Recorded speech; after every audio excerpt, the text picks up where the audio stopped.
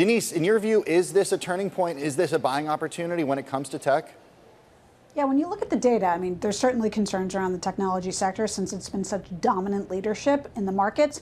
But it's interesting, when you look at the mathematical setup, we saw this very, very briefly in the tariff tantrum last year, but the sector is now in the bottom third of its cheapest when you look back to the data since the 60s.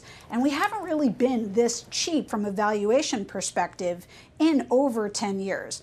And look, I mean, there's always the potential that it could be different this time or there's a value trap, but there is a very linear relationship between the cheaper this sector has been historically, the more likely it is to outperform. 70% odds are not 100% odds, but the risk reward when you take a 1-year time horizon, I can't say if the bottom is in right now, but when you take a longer term time horizon, it does look more like an opportunity. Now that those 70% odds are actually sticky, even if things like operating margins decline or earnings revisions come down, which is kind of a mathematical way to say whatever it is that you're worried about might be partly priced in at this point. I think what people might be concerned about right now, Denise, is that this sell-off looks a little bit different if you peel back the layers of, quote unquote tech, because there's this worry about AI and the idea that AI will lead to the demise of some in the software industry, the so-called SaaS-pocalypse. Where are you seeing deals? Because just because we're seeing something is relatively cheap doesn't necessarily mean there's opportunity around the corner.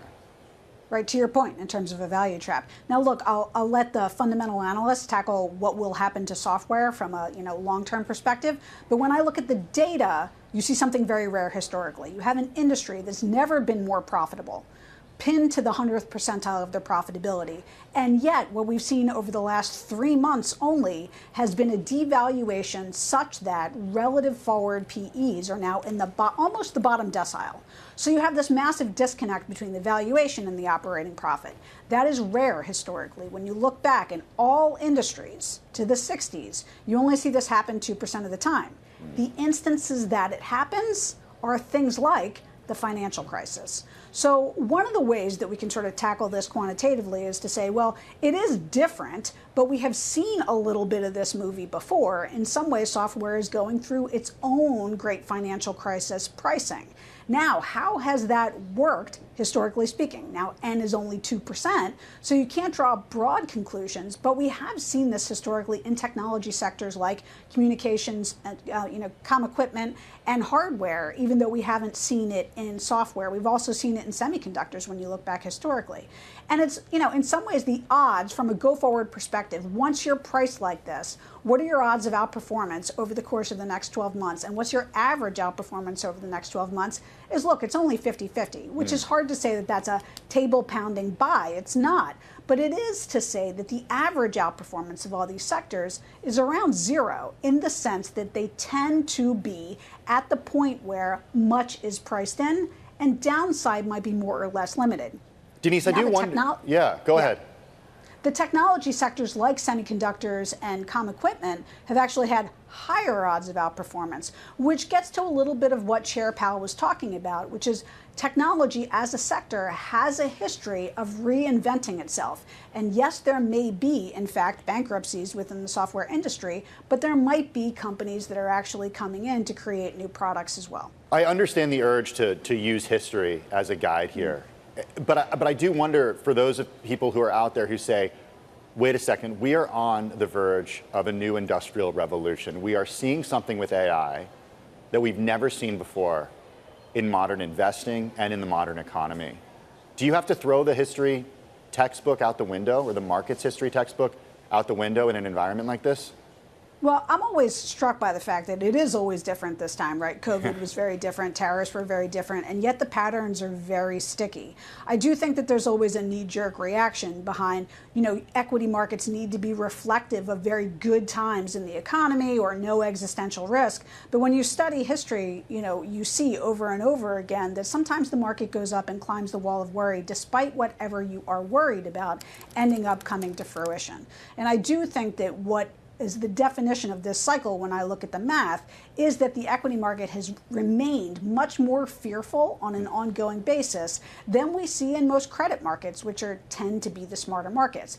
More you see that fear and that knee-jerk reaction, the more likely the market is to be higher, not to say over any 3-month time horizon, but it is to say over any long-term time horizon. So yes, could it be different this time? But I think history shows you that those differences might end up being tailwinds that you don't suspect, like productivity, like higher GDP growth, like higher earnings growth, like more profitability in the overall market as well. I'm taking a look at WTI crude. It's up to $102 a barrel. Brent is at about $112 a barrel.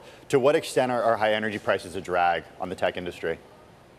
On the tech industry, in some ways you can think of it as a cyclical industry. So I think it's pro-cyclical in the sense that it's tied to the U.S. economy overall. I mean, energy prices are interesting in that I understand why the knee-jerk reaction is to look at real energy prices over time. And we've seen them spike in, obviously 1980, and even the high in 2008 from a real inflation-adjusted perspective was nominally higher, was actually higher than the peak in 1980. So you draw those peaks and you say that there's real very strong correlation to very uncomfortable economic situations. But it is quite different, right? History can show you what the similarities are and also the differences, which is to say that oil intensity has actually declined substantially in the overall economy. So that effect on the same price might actually have a much less impact than you think on the overall economy. And in some ways, to think about it in very practical terms, instead of just oil prices, to think about the stress that it could impact on corporate profits, specifically when we're talking about equity prices.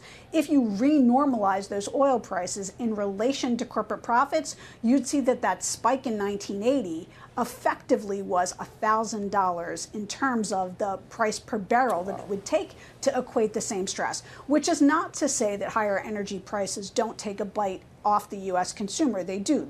You see declines in real income growth, and especially over the short run, demand is relatively inelastic. But what you do see is, I think that the comparisons to the 70s and 80s of stagflation, this is a very different economy, and it might be much more absorbable than you think, which might mean, back to technology, that more of that is priced in than you may think.